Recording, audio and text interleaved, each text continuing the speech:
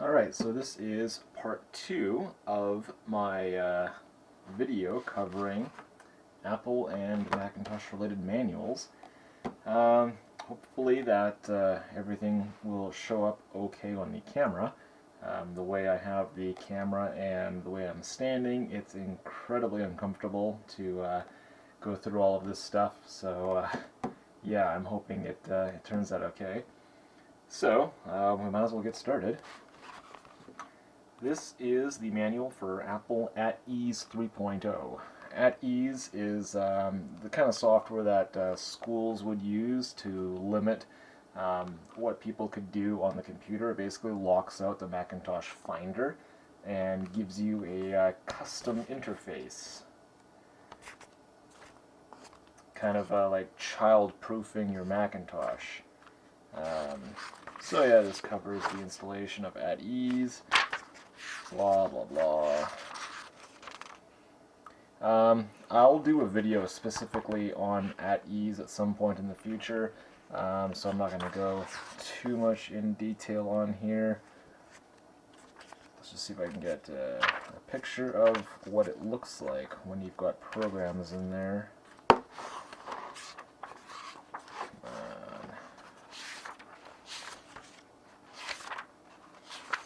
Really?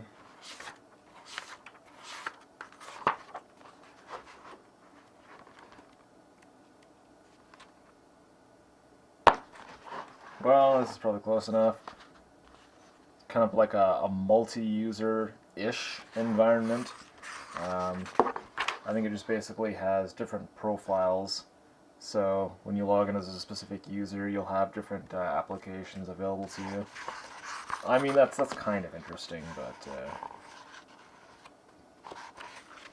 I don't think anyone outside of like an educational environment or stuff like that would want to run At Ease. It really dumbs down the computer's interface, and I think a lot of people who did run At Ease probably did so to kind of like secure the computer. But yeah, that's just a quick look at the At Ease software.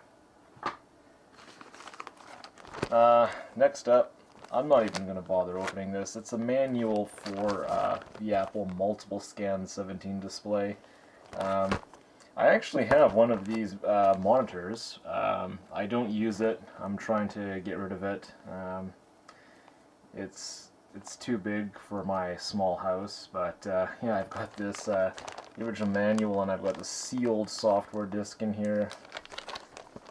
That's kind of neat. I'm not actually, this didn't come with my monitor, I don't believe, so I don't know how I got that. Strange. This is just a random piece of paper kind of thing for the Color Plus 14-inch display. So, setting up your monitor. How to look at a monitor. Yeah, fairly basic.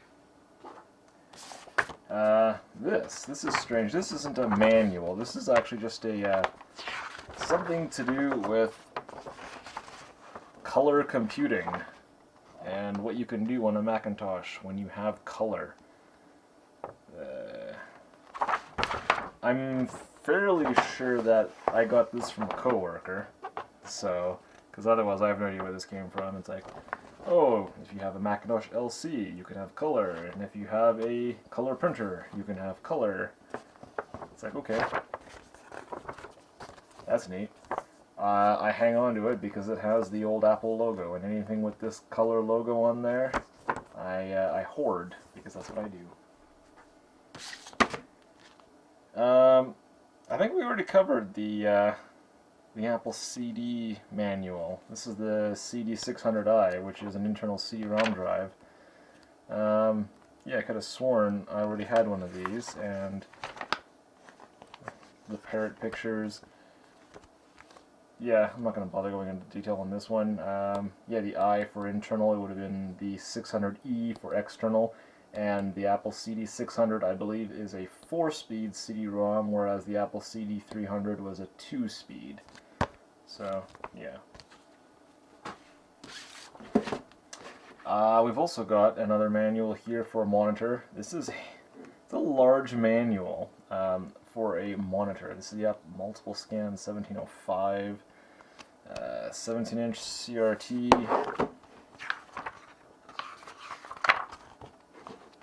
One of the reasons why this is so big is I believe this is actually in multiple languages.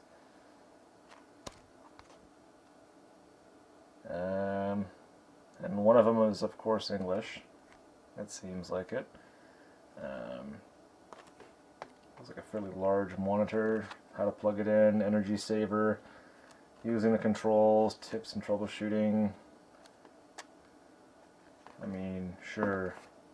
Well, I guess it's got different modes available, some information that you might need. But, I mean, really, it's just a monitor. What else could you need? And then it goes in different languages, so, I mean, that's what all the rest of this, I'm sure, is for, different languages. I'm assuming that's going to be the same sort of deal with this, the multiple scan 15. Let's see if they have a picture of it.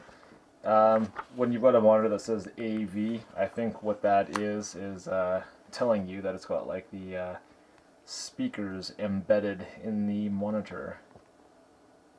So in addition to plugging in your display, your standard display plug, you also have to plug in your sound cable, and you get your sound out of your monitor.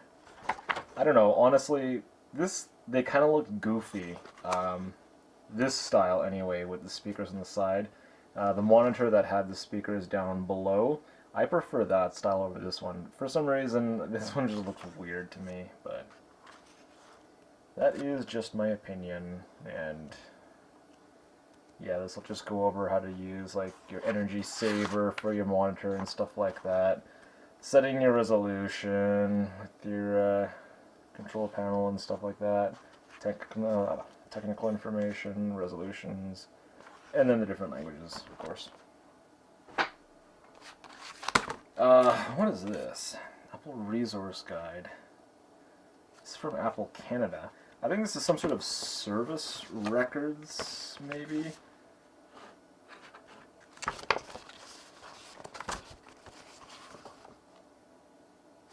Packing list for the Performa 6400 series.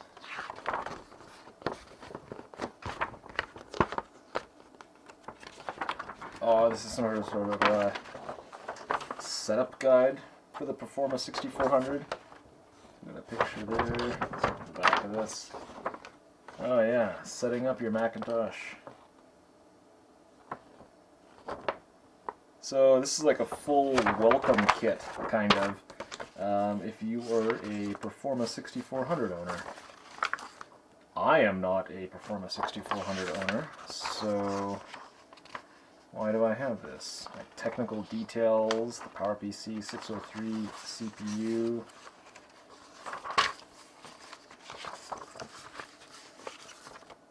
software license information about your computer.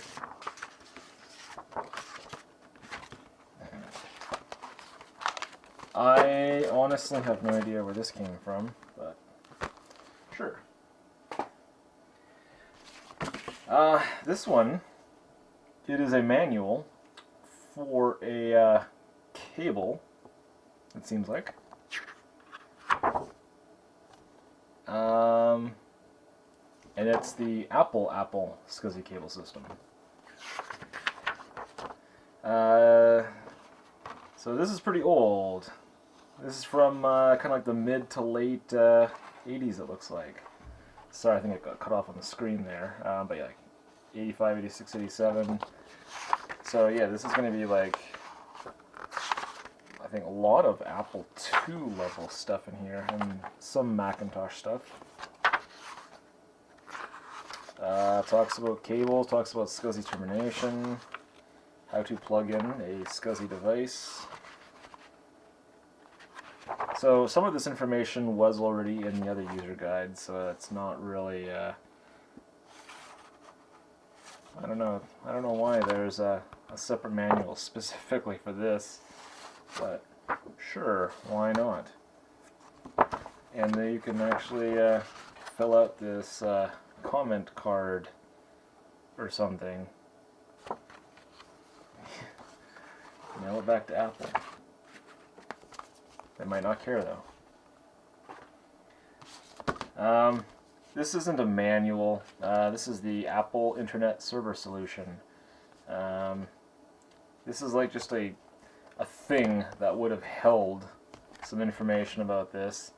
But I don't know, this is just kind of another piece of Apple crap that I'm going to hang on to, so whatever.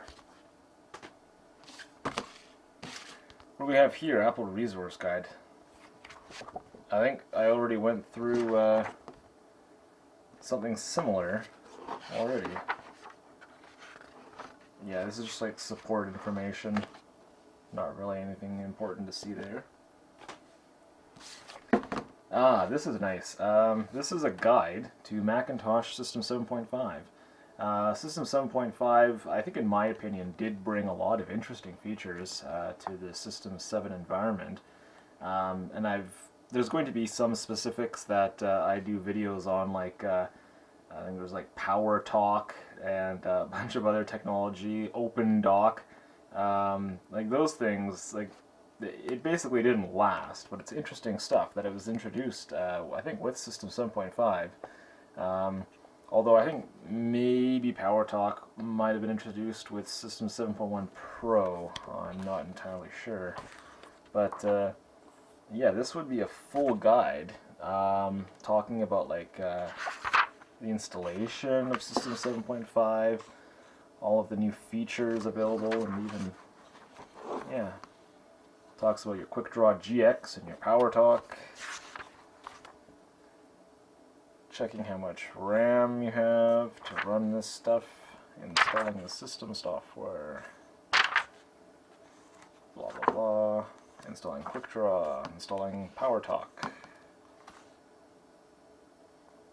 So it's got some information on starting up with Power Talk and getting help. Sure, we all need help.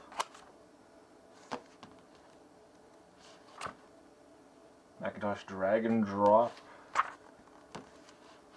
So basically, just like all the new features that were that came with 7.5.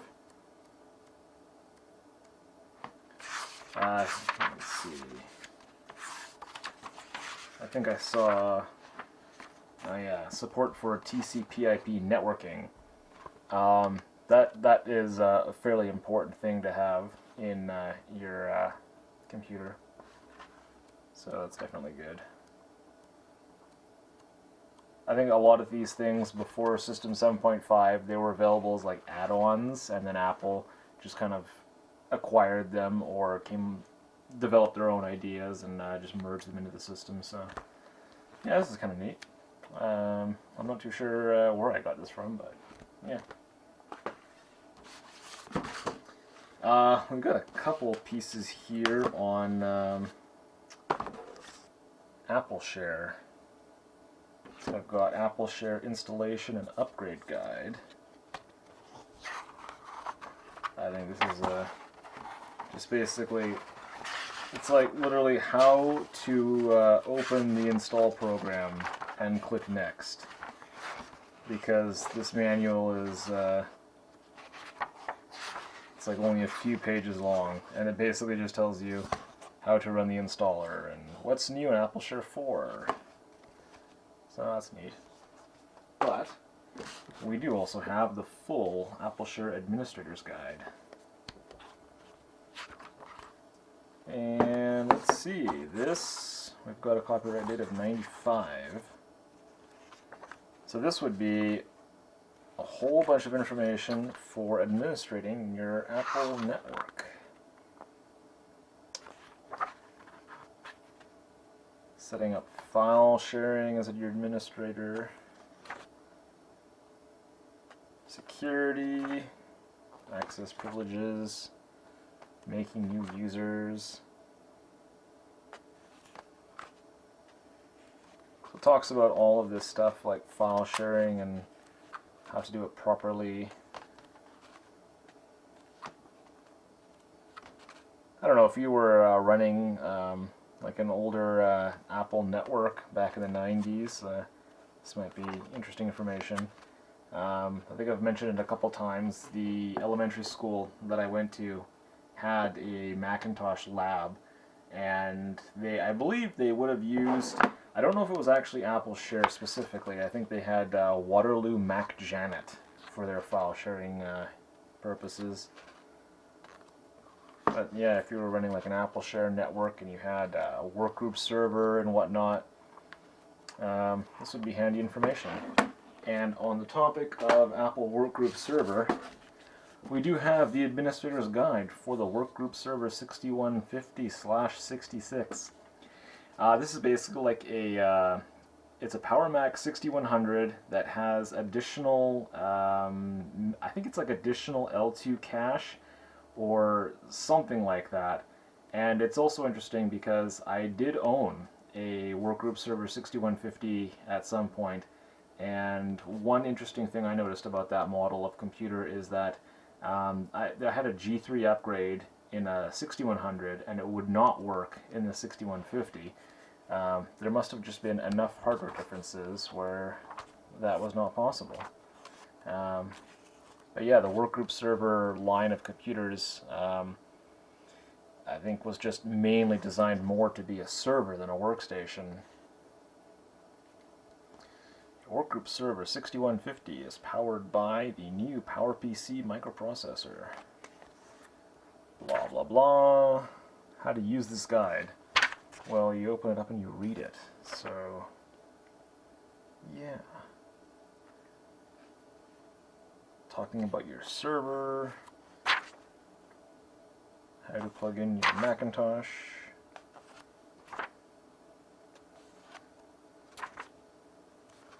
So this is basically just like a manual for the Macintosh, but it does cover some specifics. So connecting to your network and whatnot, because this is a server, this is the information you need. If you're using, let's see, different types of Ethernet. So we've got like thin coaxial cable type Ethernet. Like, this is not really used by anyone anymore. What else do we have in here? Yeah, this would be more what people are familiar with. Of course, back then this was like 10 base T Ethernet. Different types of transceivers that you might need, or if you were doing Apple Local Talk. Old school stuff. And if you're doing upgrades to your Macintosh server.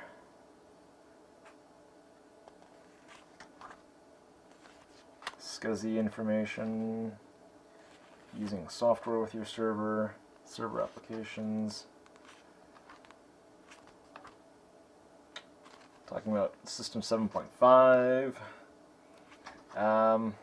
When the Power Mac 6100 first came out, I think it was System 7.1.2, which was the software that came with it. And depending on when this computer came out, System 7.5 may have already been out.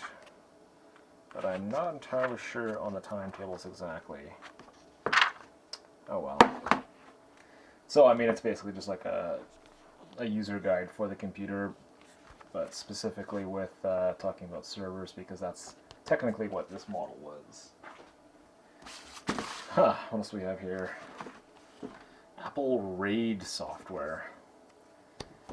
I have a copy of this kicking around, but I've never actually used it myself, and this manual appears to be from 1994. Talking about how to partition your drives, installing Apple RAID software. So this would be, yeah, basically just like software RAID. I don't know if there's anything really that impressive about it.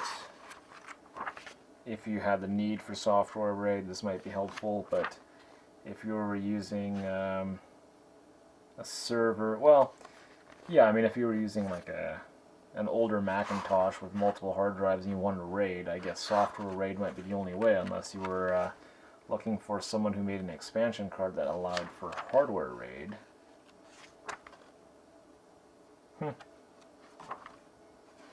So, I mean, yeah, if you wanted to run your own software RAID already, that's what you could use to do it.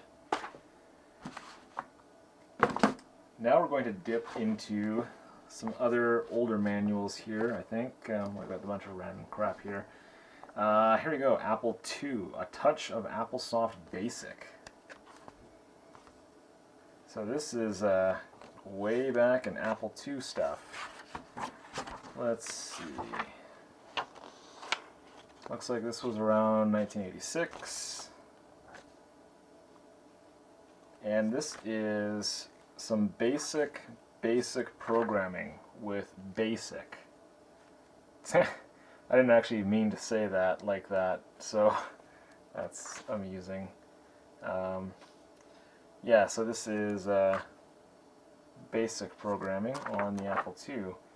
Tells you how to do some simple programs, making graphics. Some of this stuff might have been covered in like high school, depending on when you went to high school. I remember there being like programming courses where you'd learn BASIC and other languages, like simple languages. I think I did minor basic programming, but it wasn't on an Apple II. So this manual I've had for a while, and I think I actually got it back when I had my first Apple II GS. I don't know. I've also got a manual here for the Apple IIc. And I don't own an Apple IIc anymore. I did a long time ago. And I think I've actually had this for a long time. Looks like this is from 1984, perhaps. Yeah. A lot of color in this manual, it looks like.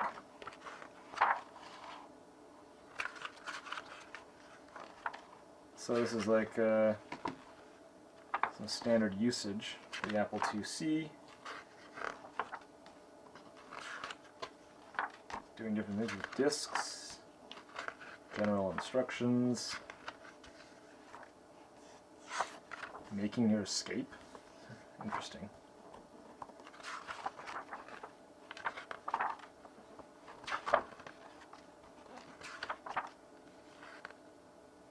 I'm not even sure what I'm looking at here. Setting serial ports.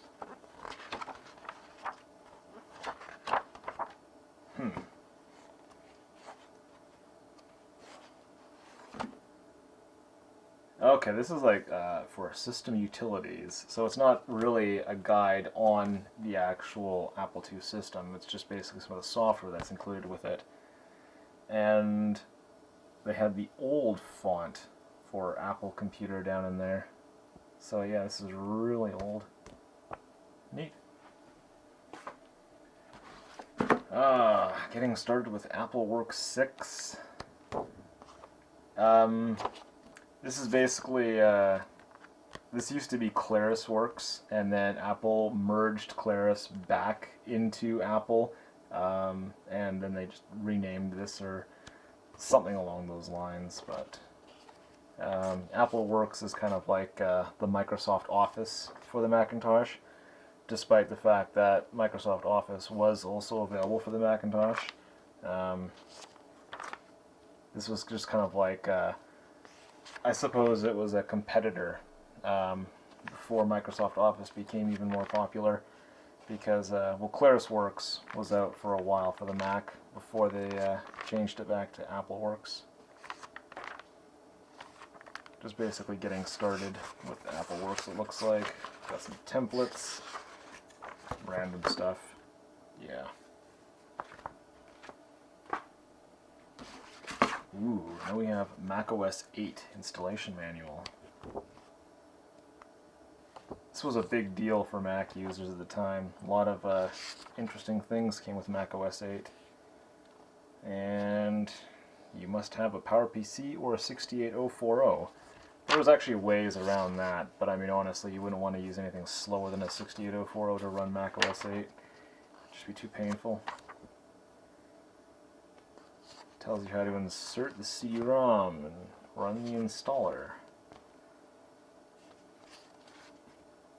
choose your ISP. Most days I don't think it even exists anymore.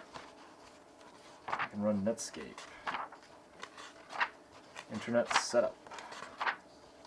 Learning about macOS 8.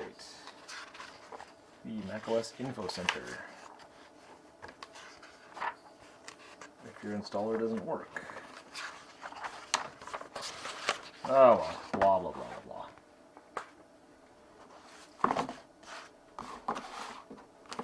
I actually got a couple of Newton manuals here. This is the manual for the connection utility software, and I've actually got one for the Macintosh and one for Windows, it looks like. The Macintosh manual, unfortunately, has seen better days. I don't know what the hell happened here. It must be water damage, I think. This is the software that you would use to connect your Newton to your Macintosh and do backup and restore, installing applications. So, I mean, like, it just basically tells you how to do essentially all of that. That was the Mac one. The one for Windows is probably going to be the exact same, but telling you different information like how to connect your serial port and stuff like that. And the screenshots are obviously from a Windows computer.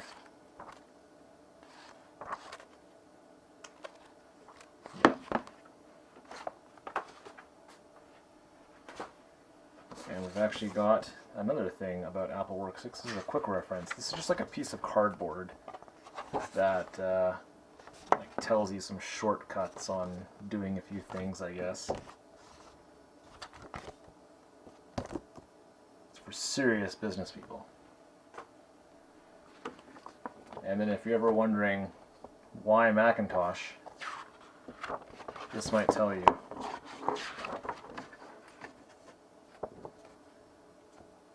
To see tomorrow's PC, look at today's Macintosh.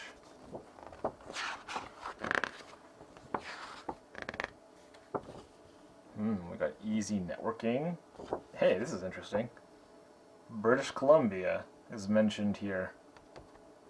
This is where I live. And this isn't a Canadian manual. This came out of California. That's strange that it would bring up BC. Interesting. Yeah, it talks about all the reasons why you should buy a Mac. Like ease of use. And the power, because you've got the PowerPC processor.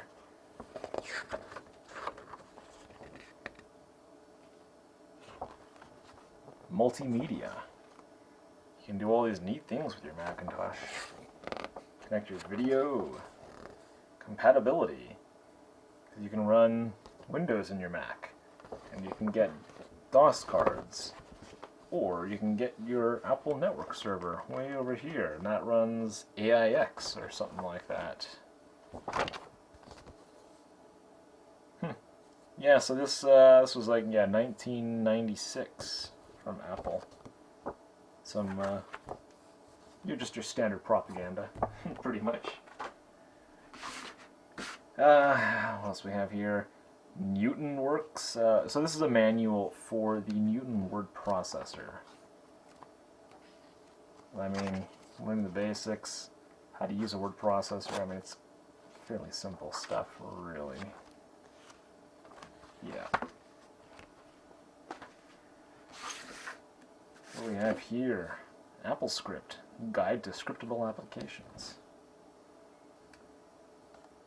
Oh, we've got a letter from Michael Spindler. Dear customer. Sure.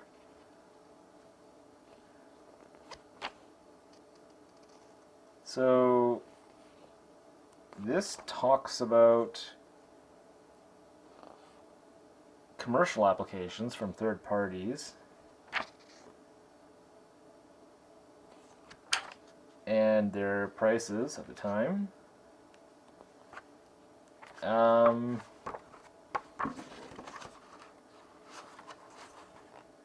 I think this is basically talking about the ability for AppleScript to work with some of these programs.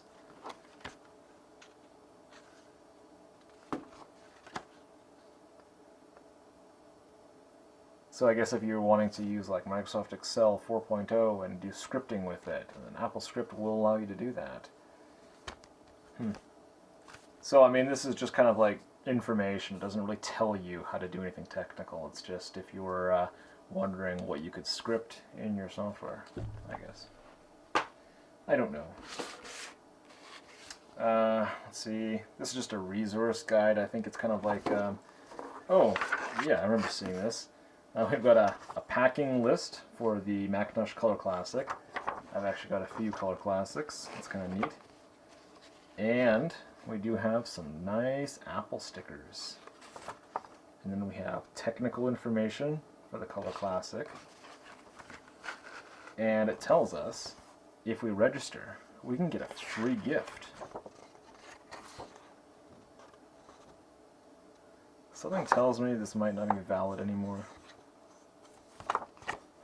That's too bad.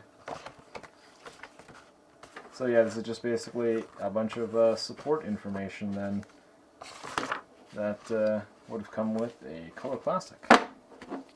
That's neat. And this is the Getting Started guide for the Color Classic. This must have been from when I bought a big chunk of my Mac collection, because it came with 2 Color Classics, and I'm assuming that's where these manuals came from.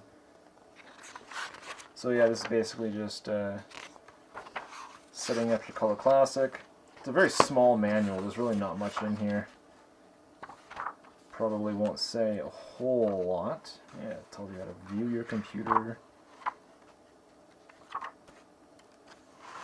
Your computer at a glance. Wow. Using your Color Classic.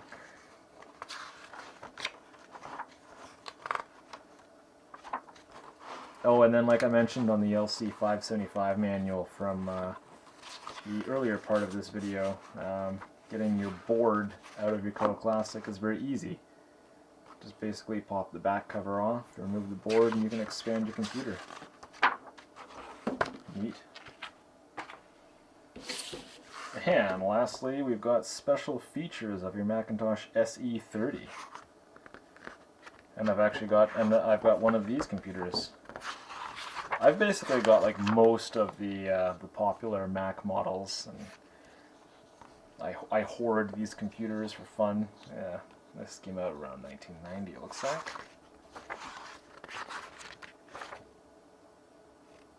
So I think this is basically just some of the specifics about the SE30. You've got your upgrade slot, your 68030 CPU, ability to put a lot of RAM in there.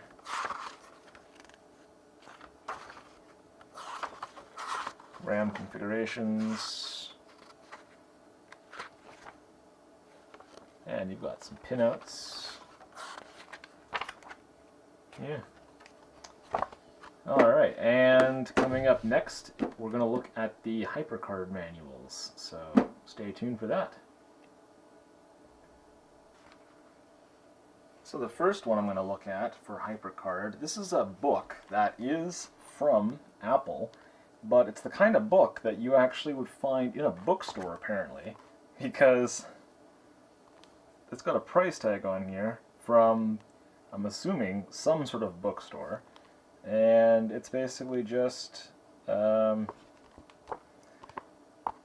I don't know, it's, what do we got here? HyperCard Stack Design Guidelines. So, yeah, this is like a third-party publisher that released this book, and I guess it was possibly written specifically by Apple and then released. And we got 1989 in here. So this is kind of like an information guide, I think, about how to do HyperCard stacks. And we've got some nice cartoons in here too, I guess. So it talks about how to present data to users. So I think this is kind of like yeah, it's basically a design guide, making stacks easy to navigate. So, basically how to create your user interface with your HyperCard stacks. Different structures.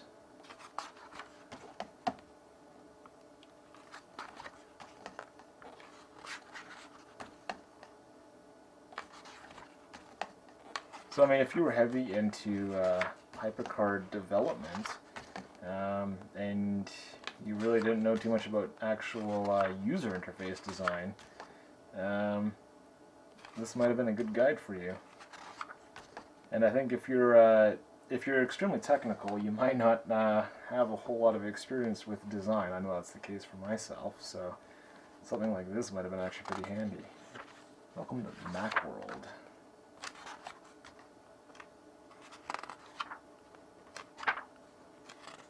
Doing graphics, how to do that elegantly, I suppose. Different ways to do layouts.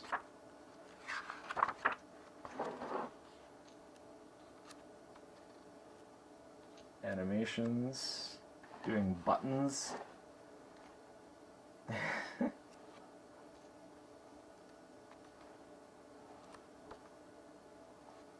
Types of text. So yeah, this music and sound. So it's a lot of information in here on doing good designs for HyperCard. So yeah, this is pretty neat. I think this also came with the bunch of computers that I bought. Because the guy did have a lot of books on HyperCard. Some of them weren't actually Apple, they were third-party books that went into like HyperCard programming and stuff, but yeah, this video is just covering the actual Apple stuff, so yeah, this is a pretty neat book. Then we move on to HyperTalk Beginner's Guide, Introduction to Scripting. This manual is kind of beat up, and the reason that is when you open it up and you see my name and my phone number from like 20 years ago. This is because this manual came with my Macintosh 2SI when I bought it in like 1995. So I've had this manual kicking around since the 90s, and this is actually looks like it was made in around 89. So I think I used this manual quite a bit. So when I bought that computer, I was actually still in elementary school, and we had HyperCard and all the computers at school. And I remember hauling in this manual to school, and then my friends and I would use this to do like special effects in our HyperCard scripts and stuff like that. Because this is basically all about the actual programming of HyperCard. So whereas the one we just looked at before this was about the visual design, this is all about the different effects and stuff that you could make your HyperCard scripts do. So yeah, this is a very technical, well, I wouldn't say very technical because it is like the introduction, it's the beginner's guide, but yeah, this covers a lot of the actual coding behind behind the scenes of the HyperCard stacks. So yeah, this was actually a very handy book for me way back in elementary school. And we can also look at the HyperCard User's Guide. Oh, shit, what do you know? There's my name and old phone number again. So this is actually another HyperCard book that I had from 1995, approximately. And this is a full user's guide, it looks like. So this, I think, is kind of similar to the design guide book, but more like telling you how to use HyperCard. So basic stuff, let's see, menu commands, labels. So I mean, this is probably covering all of the standard usage of the tools in HyperCard. but not necessarily telling you the best way to use them, like that design guide. So this just explains the software.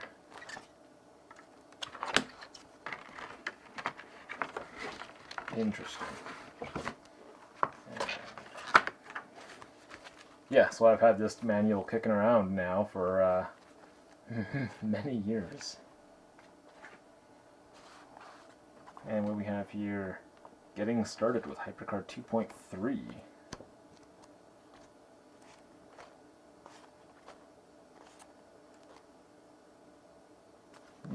Doing HyperCard color.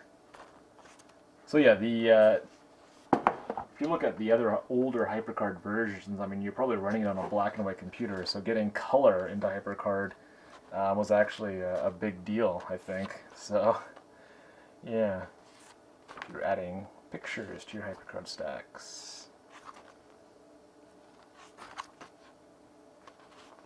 Various graphics, scripting for color. So a lot of what this book seems to cover is doing color in HyperCard, because that, I think, was something that was relatively new for HyperCard. Yeah, this is version 2.3, and I can't remember exactly the latest version that ever came out of HyperCard. It might have been like 2.4 or something like that. So this was kind of like near the end of the run for HyperCard. Yeah. Well, some more basics, and this one is from the System 7 days. So this might have been like HyperCard 1.2, something like that. I wonder if this will actually tell us. Converting HyperCard 1.2 stacks. So that's probably around the era I'm thinking of. Installing HyperCard.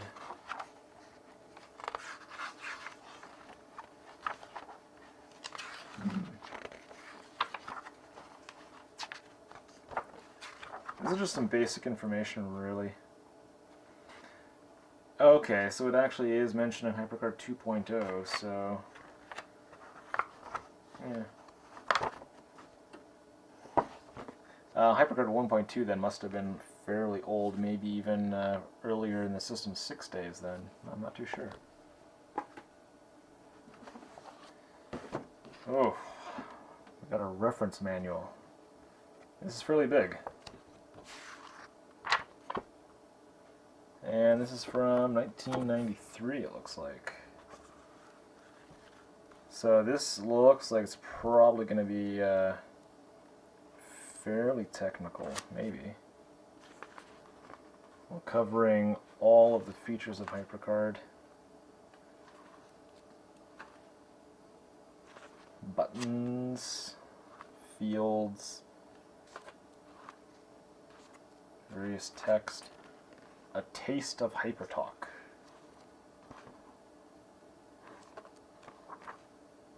So, some information for doing your actual coding. So, yeah, that's neat.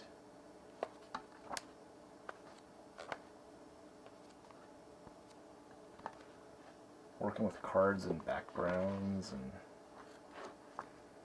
oh, there's just so much that was in HyperCard. I remember doing a lot of this way back in the day, but I don't think I've actually touched a HyperCard stack in more than a decade. Yeah, it's interesting. What else do we have here? We've got HyperCard Basics. This might be, let's see, from 1990 and 1991. Before you begin, installing HyperCard. I think this is similar to the other manual that we had. Yeah, I think these are kind of the same thing.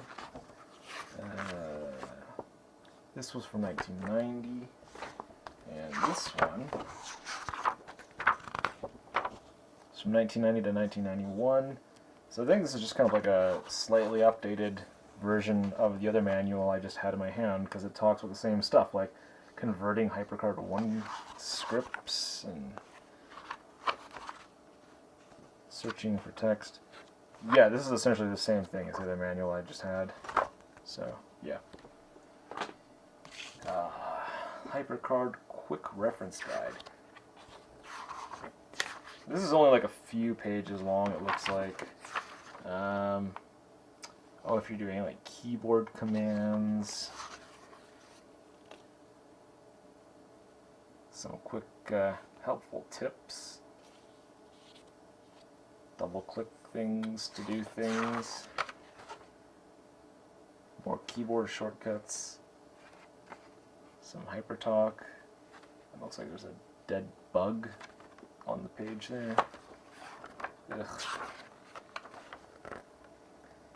Keywords and commands. That's the end of that. Yeah, a few pages. But then, the last of the HyperTalk or HyperCard books. This is, I think, the largest book that I have here. The Script Language Guide. This thing is huge. It's from 1993. Wow. Open Scripting Architecture.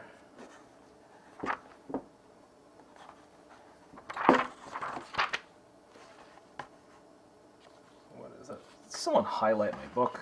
Ugh. Unbelievable. So I think this is all about doing scripted actions and things like that. Interesting. It's all about the programming, repeats. What else we have here?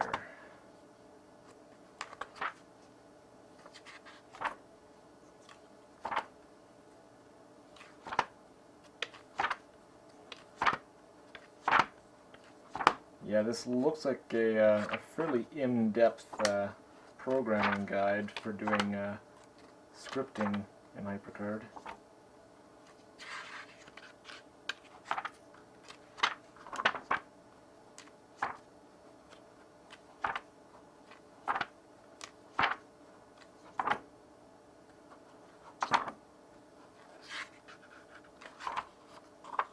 Wow. Yeah, so this is a lot of in-depth technical information.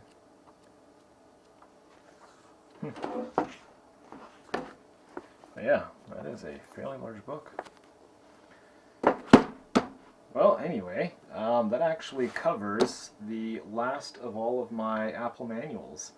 I think at some point I might go over some of my other types of books that I've got kicking around that aren't actual Apple branded books.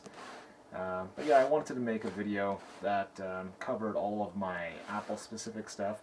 I don't really make it a high priority to collect the like the manuals and stuff like that. A lot of times when I go out and find these systems, they might come with some of these manuals, and I think that must be how I obtained most of these. And then plus the manuals that I got from my first Macintosh that I bought, and I kept those because that's that's what I do. I still have the original Macintosh to go with it, but yeah, I don't really want to spend a whole lot of my time looking for the manuals and stuff like that. So what I've got for my collection of manuals here is probably what I'm going to keep as my collection. I don't really intend on looking for any more of this sort of stuff. So I figured, yeah, what the heck, make a video on these books that I've got. If you watched, if you got this far in the video, I must assume you found this interesting. So yeah, at some point I might go over some of the other books I've got, because I do have some larger books on HyperCard and some other general Mac books. But yeah, I might have that at some point in the future, so keep an eye out for that. Anyway, thank you for watching.